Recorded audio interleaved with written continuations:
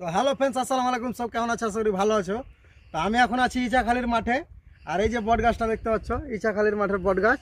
আর এখানে একটা কুলের বাগান আছে। তো কি সুন্দর সুন্দর কুল ভাই, দেখতে পাচ্ছ। বাগানের ভিতরে ঢুকলাম আর এইদিকে চারিদিকে গাছ।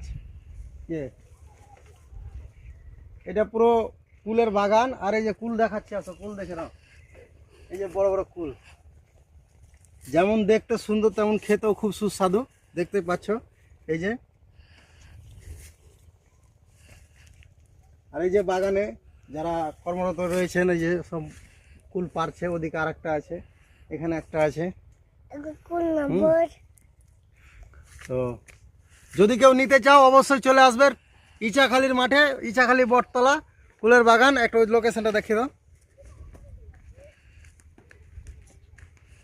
এই গাছটার কাছে আইলি মানে এই গাছটার দেখতে কাছে হবে। আসলে এখানে দেখতে হবে এই যে এখানে ফুলের বাগান।